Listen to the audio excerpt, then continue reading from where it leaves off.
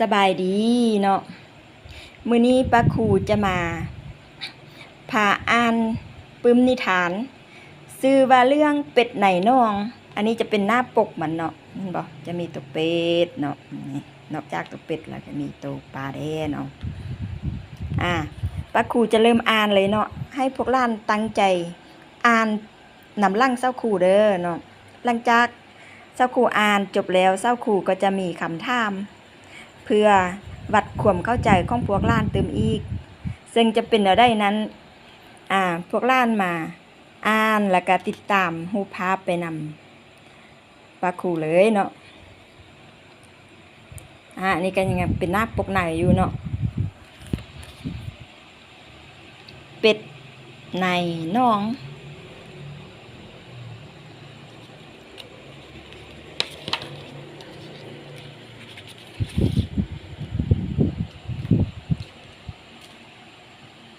เป็ด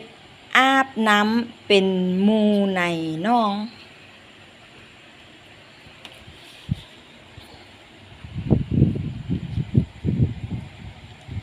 ลอยตามคลองน้องบึงกวางใหญ่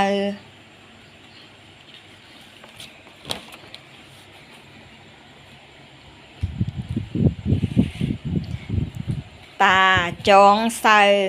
พวกหมูปลานิน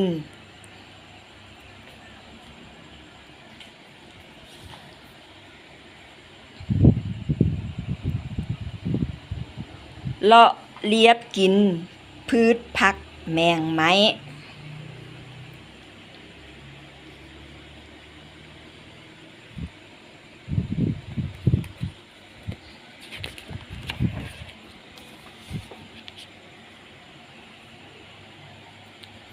บางเทื่อใด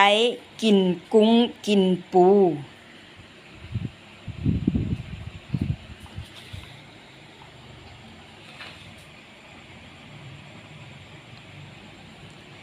ได้ถังเครียดโตอยู่ในหู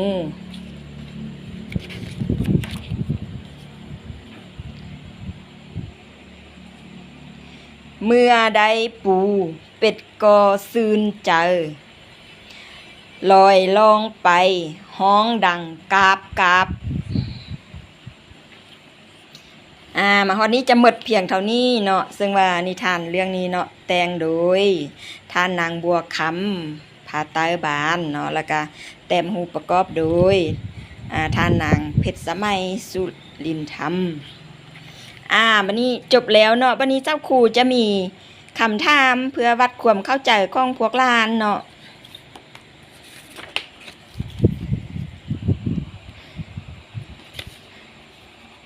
เนาะคำถามมี3คำถามเด้อเนาะ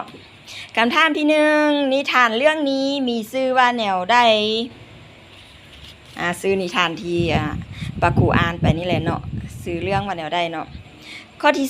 2พวกหลานเห็นเป็ดจักโตมีซี่ได้แด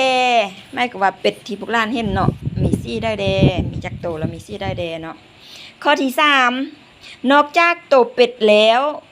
พวกหลานเห็นสัตว์สนิทได้ตืม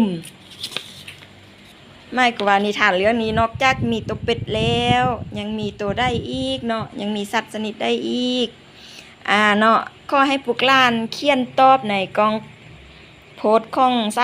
องป้าครูนี่เด้อขอบใจหลายๆ